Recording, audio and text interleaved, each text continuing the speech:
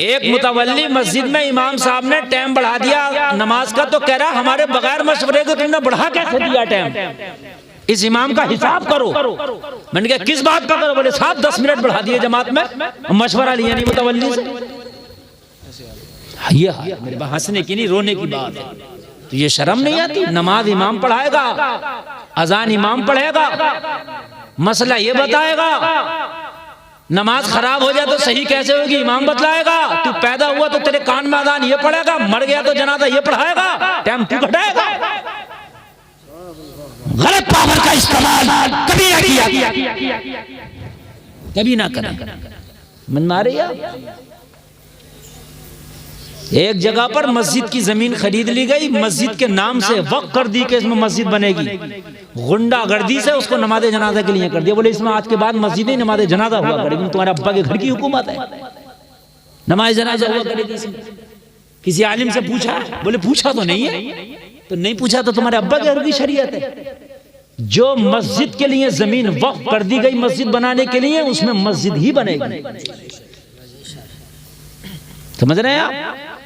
नहीं साहब, वो चौधरी साहब ने कह दी, प्रधान जी ने कह दी, मुखिया साहब ने कह दिया कि इसमें ये हो गया, मरेगा मुखिया तो पता चलेगा। मसला वो चला रहे हैं जो अपने दिल को भारा, मौलवी कुछ कह रहा है उससे कोई मतलब नहीं है, मसला वो चलेगा जो हम कह रहे हैं। मेरे भाई ये दिल शैतान है। अगर तुम्हारी बात किसी आलिम के सामने नीची हो रही है होने दो, लेकिन अगर आलिम सही बात कह रहा है तो उसकी बात पर लब्बैक।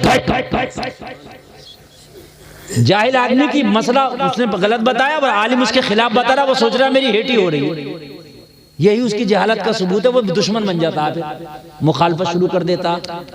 अरे भाई शरीयत किसी के घर की नहीं है, शरीयत ने आलिम जो बता रहा है उसकी बात को मानो, फॉलो करो। अब कोई नबी नहीं आएगा, ये टूटे फूटे उलमा ही आएंगे। अबू जहल कान लगा के मुस्तफा का कुरान सुन रहा और मजे भी ले रहा है। पहले अरब था वो, उसको कुरान समझ में भी आता था, ऐसे थोड़ी नहीं है समझ में नहीं आता, सब समझ में आता था उसको, सब जानता भी था वो कि ये कुरान है। लेकिन वही हंसा, मानूंगा नहीं। बात समझ में आ रही है कि नहीं आ रही है?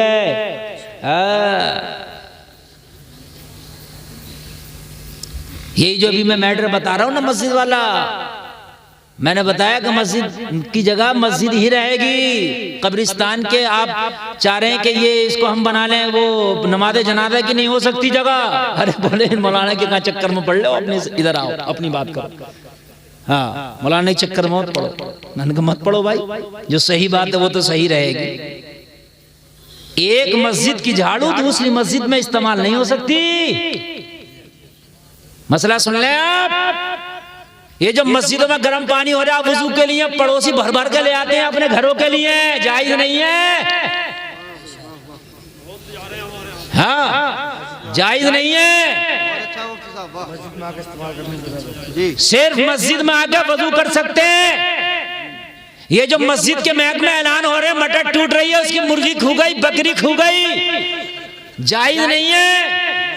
इसलिए कि तेरी मटर के लिए महक नहीं लगाया मस्जिद में चंदा करके, तेरी बकरी खू गई, तेरी मुर्गी खू गई, उसकी मुर्गी ने अंडा दे दिया, उसकी मुर्गी ने ये कर लिया, इसके लिए नहीं है, ये आजान के लिए। लेकिन अगर इमाम ने मना कर दिया तो इमाम की खैर क्या, इमाम की जड़ तो अंडे से भी ज्यादा कमजोर है, गरीब का हिसाब जो हो जाएगा क्या करे इमाम, बेचारे का हिसाब हो जाएगा उसका। हाँ मेरे भाई ये हंसने की नहीं, बातें समझने की हैं। निजाम मैं कदा कुछ इस तरह बिगड़ा है साकी, उन्हीं को जाम मिलता है जिन्हें पीना नहीं आता। कान खोल करके सुने मेरे भाई, हिसाब बड़ा सख्त है। मस्जिद में मोबाइल भी चार्ज नहीं कर सकते, ये भी जायज नहीं है। हाँ मस्जिद में जो नमाज हो गई और दो चार लोग सफों पे लंबे लंबे लेट के, पंखे चलने, गर्मियों में हवा खा रहे हैं, सो गए, जोहर से असर तक सोते ही रहे, ये उनके लिए जायज नहीं है। इसलिए कि मस्जिद में ये जो पंखा चल रहा है, इसका जो बिल चल रहा है, ये मस्जिद के ऊपर चल रहा है, हवा तू खा रहा। और बड़ी मूछा को ताव दे के कहते हैं मैं तो अल्हम्दुलिल्लाह 5 वक्त नमाजी हूं, मैं तो मस्जिद में रहूं, मैं तो रहते ही मस्जिद में हूं। और मस्जिद में रहते हुए इसका हिसाब दे दोगे, बात समझ रहे हैं आप? क्या हुआ? अरे इसे तो अंडरग्राउंड ही रहने दो, इतने चैनल चल रहे हैं, सुबह कुछ चेक इन हो जाएगी। हाँ ना, बात तो सही है, लेकिन ये अलग ही पूछ लियो इन चैनलों से। वो चैनलों वाले ये नहीं मानते इनका चैनल चले चाहे कोई जेल में चला जाए, ये नहीं मानेंगे भाई। मुझे इनसे कोई उम्मीद नहीं है। हाँ इनका चैनल चले चाहे तुम जेल में चले जाओ, इससे मतलब नहीं है। हाँ इसलिए भाई बड़ी एहतियात से बोलना पड़ता है। तवज्जो फरमाएं, तवज्जो फरमाए आप। मैं ये जो अहम मसाइल है मैं आपको बता रहा हूँ। एक मैं अलग रख लो, गांव में चंदा करके उससे कराओ ऐलान। ये जो मस्जिदों में पढ़े, मस्जिदों का इस्तेमाल कर रहे हैं, हर चीज जायज नहीं है। कान खोल करके सुन लें आप। जब एक मस्जिद की झाड़ू दूसरी मस्जिद में इस्तेमाल नहीं हो सकती, तो फिर तुम कौन होते हो कि तुम मस्जिद की कोई भी चीज इस्तेमाल करो? नहीं कर सकते, जायज नहीं है। और बहुत से लोगों का तो हाल ये है कि वो तो क्या क्या इस्तेमाल कर ले रहे हैं। वो तो मस्जिद के पैसे इस्तेमाल करना तो दूर की बात, उन्होंने लेके दिए ही नहीं। मस्जिद का ही खा गए, मदरसे का ही खा गए, कब्रिस्तानों की जमीनें तंग कर ली, काट ली। 20 बीघे के कब्रिस्तान थे, मौके पे 15 बीघे वो काट के मर गया, मर के दफन भी इसी कब्रिस्तान में जिसे काट के गया था। ये भी हाल, मरना है मेरे भाई, बड़े सख्त मसले हैं। अल्लाह के लिए खुदारा अपनी जिंदगी का बिल्कुल मामला साफ करके जाओ। तवज्जो करो, मैं आपको तारीख के आईने में बता रहा हूँ। लोगों, तुमने कलमा उसी नबी का पढ़ा जिस नबी का कलमा हजरत उमर इब्ने खत्ताब ने पढ़ा। जरा कह दो सुभान अल्लाह। कलमा भी वही था उमर का, कुरान भी वही था उमर का, नबी भी वही था उमर का, खुदा भी वही था। जिस खुदा को तुम मानते हो उसी को उमर मानते हैं, जिस नबी को तुम मानते हो उसी को उमर मानते हैं, जो कुरान तुम पढ़ते हो उसी को उमर पढ़ते हैं। मगर अमल तुम्हारा क्या है, उमर का क्या है? कान खोल के सुन। हजरत उमर खलीफतुल मुस्लिमीन है। आधी दुनिया में हजरत उमर की हुकूमत का सिक्का चलता है। लोगों, एक रात में हजरत उमर चराग जलाकर कुछ लिख रहे थे। खिलाफत का कुछ खर्चे का जो काम था वो लिख रहे थे। लोग हिसाबों किताब का रजिस्टर मेंटेन कर रहे थे। रात का आलम हजरत अली हजरत उमर की बारगाह में आए, आकर के सलाम किया। हजरत उमर ने बोला, अली कैसे आना हुआ? हजरत अली ने फरमाया, उमर कुछ जाती काम था, कुछ अपने पर्सनल काम से आया था। हजरत उमर ने इतना सुना, चराग बुझा दिया। सुभान अल्लाह। क्या किया, क्या किया, क्या किया? जोर से कह दो, चराग बुझा दिया। उस वक्त रोशनी के लिए ये बल्ब नहीं थे, ये सियाफल नहीं था, ये कुमकुमे नहीं थे, ये बड़ी बड़ी हाइलोजन नहीं थी, बड़ी बड़ी ट्यूबलाइटें नहीं थी। उस वक्त चरागों से रोशनी हुआ करती थी। हजरत उमर रजिस्टर मेंटेन कर रहे थे, चराग बुझा दिया। हजरत अली हैरत में, उमर चराग क्यों बुझाया? जब मेहमान तुम्हारे घर में आता है तो आप तो रोशनी करते हैं, रोशनी बुझाते नहीं है। बोलो है कि नहीं है? रोशनी जलाई जाती है। आज ये जलसा हुआ, कितनी रोशनी है। ओ मेरे भाई, हजरत उमर ने चराग बुझाया। हजरत उमर ने फरमाया, अली अली रुके। हजरत उमर ने एक बराबर में चराग रखा था, फिर उसको जला दिया। क्या कर दिया? दूसरा जला दिया। हजरत अली ने फरमाया, उमर अगर बुझाना था तो जलाया क्यों, जलाना था तो बुझाया क्यों? अरे जब बुझाना था तो जला क्यों दिया, और जब जलाना ही था तो बुझा क्यों दिया? तवज्जो करें, आगे से लेकर पीछे तक पूरा मजमा, और मेरी माँ बहनें भी तवज्जो करें। अभी इधर उधर जहन न भटकाए, एक एक जुमला लेके जाए। अगर तकरीर दिल पे लेकर सुन ली तो खुदा की कसम जिंदगी बदल जाएगी। चलो, हजरत उमर ने फरमाया, अली ये सरकारी रजिस्टर है जो मैं मेंटेन कर रहा था। जो चराग पहले जल रहा था वो सरकारी खजाने के तेल पर जल रहा था। आप आए थे पर्सनल काम से, उमर पर्सनल कामों के लिए खजाने का माल इस्तेमाल नहीं करता। ये मैंने जब तक आपसे पर्सनल काम होता रहेगा, पर्सनल बात मेरी आपकी होती रहेगी, जब तक ये मेरा पर्सनल चराग है ये जलता रहेगा। बेशक, सुभान अल्लाह, सुभान अल्लाह। मेरा पर्सनल चिराग है ये, बराबर में जो रखा है ये जलता रहेगा, और जब आप चले जाएंगे तब इसको बुझाऊंगा और फिर मैं सरकारी काम करूंगा और सरकारी चिराग जलाऊंगा। समझ में आ रही है? ये है हजरत उमर का तकवा, है ना? एक हम भी हैं, अगर प्रधान जी ईंटा रख दे दरवाजे पर के खड़ंजा पड़ेगा इस महल्ले में, और 10 दिन खड़ंजा ना पड़े तो ईंटे आधे ही हो जाते हैं। किसी ने 10 भैंसों के नीचे बिछा लिए, किसी ने 5 अपनी नर की चौतरी पे लाकर डाल लिए, तो किसी ने सोचा कि यार मेरा कोई काम तो नहीं है मगर सब लेके जा रहे हैं तो 2-4 मैं भी ले जाऊं। भाई सबका हक था, तेरा हक नहीं है, बात समझिए, सबका हक था उस पर, तेरा हक जोर से बोले नहीं है। अगर आप लुक़्मा हलाल नहीं खाओगे तो काबे में जाकर भी दुआ करोगे, अल्लाह तेरी दुआ कबूल नहीं करेगा। अगर हलाल के लुक़्मे नहीं खाएंगे तो हराम के लुक़्मे खाकर अपने जिस्म में हराम खून पैदा करके हर साल हज जाओ, उम्रा करो, वहां जाकर दुआएं करो, अल्लाह नहीं कबूल करेगा। इसलिए मेरे भाई चाहे चटनी खाओ, दाल खाओ, लेकिन हलाल के लुक़्मे खाओ। हाँ, गैरत मर गई है बहुत सौ की, गैरत है। कैसा भी हो, लाल हो, काला हो, पीला हो, 2 नंबर का, 3 नंबर का, 5 नंबर का हो, बस पेट भर जाए। कैसे भी हो पेट भर जाए। और भाई बात तो सुनो, पेट तो भर गया, लेकिन एक दिन वो भी होगा कि इस पेट में कब्र की मिट्टी भी होगी, तब क्या होगा? बड़ा सख्त मसला है, बहुत सख्त मसला है।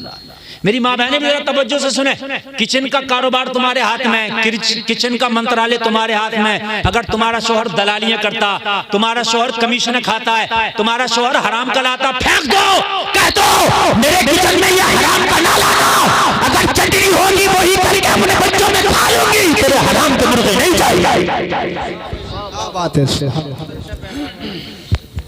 आप सोचते हो कि हराम का खिलाऊंगा तो मैं तरक्की कर जाऊंगा? नहीं, हलाल के लुक़्मे तो खिला, अल्लाह की कसम तेरी नस्लों में अल्लाह कोई आलिम दीन पैदा कर देगा।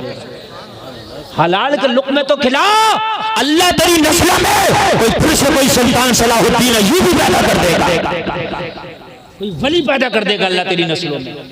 तू मर जाएगा लेकिन वो तेरा नेक औलाद, तेरा नेक बेटा ऐसा तेरा नाम रोशन करेगा कि सदियों तक तेरा नाम चलता रहेगा। सुभान अल्लाह बोलो। बात में मजा नहीं आ रहा होगा, मैं समझ रहा हूँ, कड़वी बातें चल रही है लेकिन हकीकत है मेरे भाई, हाँ हकीकत है। अल्लाह सलामत रखे आपको, अल्लाह सलामत रखे। हजरत इमाम मालिक बहुत बड़े शरीयत के इमाम है। हजरत इमाम मालिक शरीयत के बहुत बड़े इमाम है। शरीयत के 4 इमामों में एक इमाम इमाम मालिक है। उनकी बारगाह में एक औरत आई हो, मसला पूछना है। आपने फरमाया खातून एक तरफ बैठ जाओ, अभी मैं अपने काम में मशगूल हूँ, थोड़ी देर में मसला बताता हूँ। खातून एक तरफ बैठ गई, थोड़ी देर के बाद इमाम मालिक ने उस खातून को बुलाया, पर्दे में बैठ गई। ये पर्दा चादर लगा दिया और चादर के इधर खातून बैठी है, मसला पूछ रहे, और इधर शरीयत का इमाम इमाम मालिक बैठे हैं। तवज्जो फरमाना, कितने बड़े इमाम है, शरीयत के इमाम, बहुत बड़े इमाम है। खातून पर्दे में बैठी है, मसला पूछने आई है इतने बड़े इमाम से, और इतना बड़ा इमाम पर्दे के इस पार बैठा है। आज के कुछ झूठे पीर ऐसे चल रहे हैं कि औरतों को सामने बिठा करके उनको पीरा मुरीदियां चल रही हैं, पैर दबाया जा रहा है। हाँ, और हमारी माँ बहनें इतनी सीधी हैं, मियाँ गंडा ताबीज कर रहा है, सामने बिठा के मियाँ ताबीज कर रहा है, कह रही है मियाँ के हाथ में बड़ी शिफा, मियाँ के हाथ में शिफा। ये सामने से बेहयाई हो रही है, इसके हाथ में शिफा कहाँ से आ गई?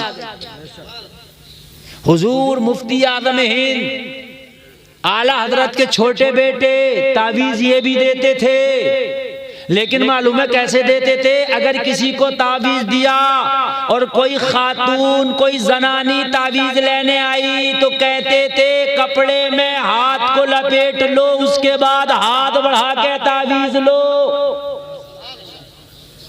और अगर किसी औरत ने नंगे हाथ से ऐसे तावीज ले लिया जैसे मेरा हाथ है ये नंगा, तो कहती थी तावीज लेने आई है या मुझ बूढ़े को अपना हाथ दिखाने आई है। ये फरमाते। अब तो मियां ऐसे ऐसा गुंडा मियां चल रहा है, फाले खोल जा फाले। इतना बड़ा ये फाल का खुलैया, तो बताना दाऊद इब्राहिम कहां बैठा फाल खोल के है? इतना बड़ा फाल का खुलैया तो बताना फिर कि चोरियां जो हो रही हैं चोर कहां बैठे? ये सीबीआई महकमे की जरूरत क्या, हटा दो, फाल खुलवाओ। बेशक बेशक सही बात है कि नहीं? ये सीबीआई के डिपार्टमेंट की क्या जरूरत है? मियाँ के पास जाओ, मियाँ चोरी हुई है, डकैती हुई है, फाल खोलो, मर्डर हुआ, फाल खोलो। बात समझ रहे हैं कि समझ रहे हैं? ये सब खुराफात हैं, सब खुराफात हैं। आल फाल के चक्कर में मत पड़ा करो। समझ रहे हैं आप? इस मियाँ को अपनी फाल का नहीं पता कि तुम्हारी क्या खोलेगा। मैं सही बता रहा हूँ, जिसको अपनी फाल का नहीं पता तुम्हारी क्या खोलेगा। नमाज़ें पढ़ो और हर नमाज के बाद में कुरान की आखिर की 3 सूरतें पढ़ के दोनों हाथों पे दम करके पूरे बदन पे फिरा लो, इंशाल्लाह कोई जादू नहीं होगी, कोई टोना नहीं होगा इंशाल्लाह। देखो इधर मिलाद शुरू हो गई, खामोश हो जाओ, अब बिल्कुल खामोश हो जाओ तुम, वरना तकरीर थोड़ी देर तुम्हारे ऊपर भी हो सकती है। हाँ, खामोश हो जाओ। इनकी भेड़ चाल है, अगर एक उठ गई तो 15 उसके पीछे जरूर उठ के जाएंगे। हाँ चलो, इनका लक है, लक चलता है इनका। बैठी हैं तो बैठी हैं और उठ गई तो उठ गई। हाँ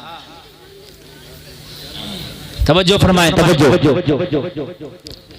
शरीयत का इमाम इमाम मालिक ने फरमाया, खातून क्या मसला है तेरा बता। मसला बता। कहने लगी हुजूर मसला ये, मैं बड़ी गरीब खातून हूँ, मेरा कारोबार है सूत काटने का। वो जो चरखा चला के करता था ना, कहती है कि मेरे घर में चिराग भी नहीं है जलाने के लिए कि मैं उस चिराग की रोशनी में काट लूं। रात होती है तो मैं छत पर जाकर के चांदनी की रोशनी में चांद के अक्स जो होता है ना, उसी में मैं अपना सूत काट के कारोबार चलाती हूँ।